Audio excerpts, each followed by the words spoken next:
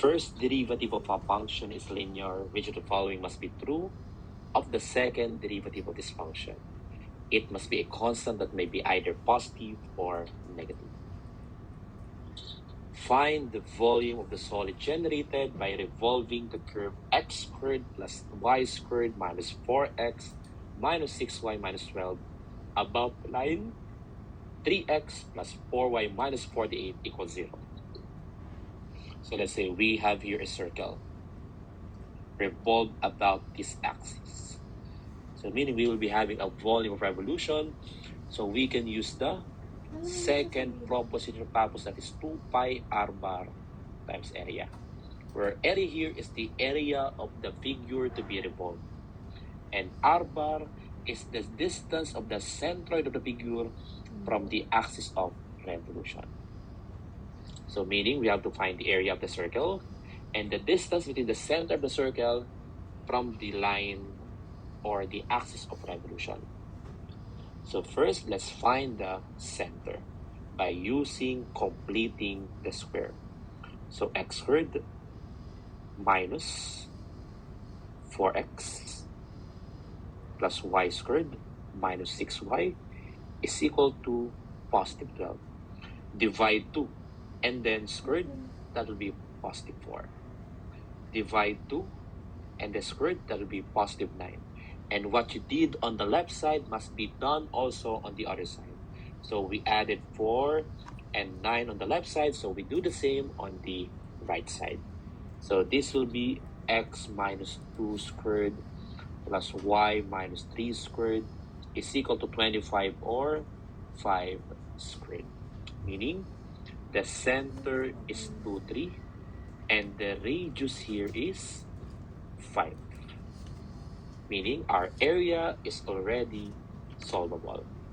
And then the r bar is the distance between this point and this line. So the formula for that distance will be ax1 plus by1 plus c over plus or minus square root of a squared plus b squared. So this distance is also our r bar. So a will be 3. And my x1 will be our coefficient x, or the x coordinate of our center, 2. Plus our b here is our 4. And y1 is the y coordinate of our center, minus 48 over the square root of 3 squared plus 4 squared. If we are to compute this one, the value of the numerator will be negative. So keeping the value as positive, so we divide negative by negative to make it positive.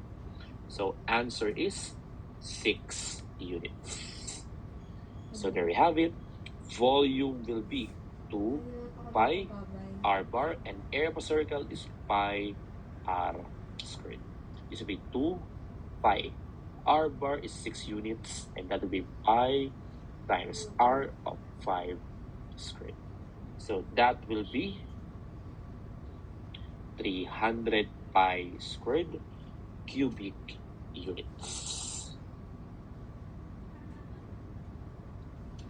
Find the partial derivative xy squared minus 5x plus 6 with respect to y, meaning all of the x are considered as constant. So this one, derivative of xy squared, that will be 2xy. And the two remaining expression has no y, so answer is C. Given the function f of x is equal to x cubed minus 5x plus 2, find the value of the first derivative at x equals 2. So our function x cubed minus 5x plus 2, we get the derivative of that one, or ddx. When my x is equal to 2, answer is 7. Find the number that exceeds its cube by the greatest amount. So let's say x, and we want to get the maximum difference of that with its cubed. So let's say the difference is that function. Let's get the first derivative, so that will be 1 minus 3x squared. And then equating the first derivative as 0. So 3x squared is equal to 1. X squared is equal to 1/3. So x will be square root of 1/3, or 0.577. If the derivative of the function is a constant, then the function is linear. The distance traveled by a bus in t seconds after the brakes are applied is 1 plus 2t minus 2t squared. What's the distance traveled by the bus before it stops? So the velocity, it is the first derivative of our function. So the first derivative here will be equivalent to 2 minus 4t. And when it stops, velocity is 0. So t here will be equivalent to 1/2 seconds. So substitute that in our equation. So 1 plus 2 times 1/2 minus 2 times 1/2 squared. So S will be 1.5.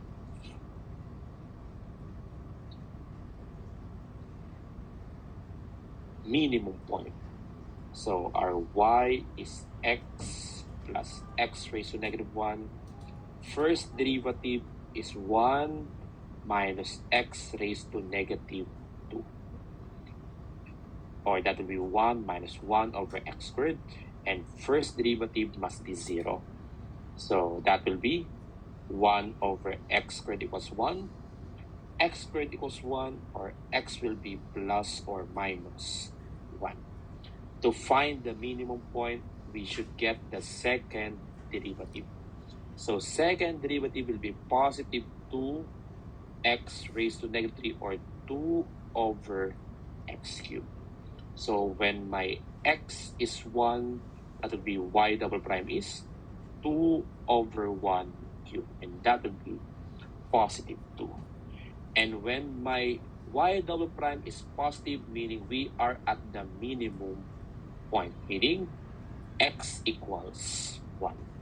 And to find the value of y, so let's go back to our original equation, that will be 1 plus 1 over 1, so y equals 2. So answer will be 1, 2.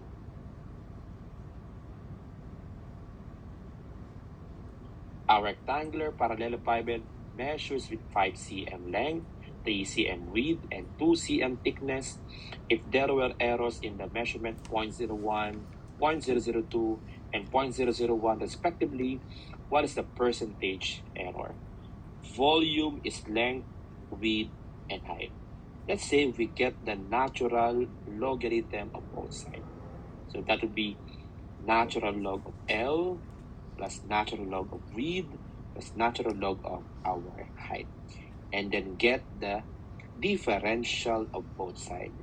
This will be our dv over v is equal to dl over L plus dw over w plus dh over h.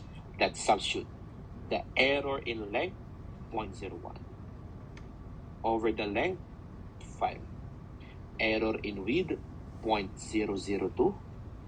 Error, and the width is 3 centimeter. Error in height, that's 0.001. And height is 2. What is our percent error? This is equivalent to 0.0032.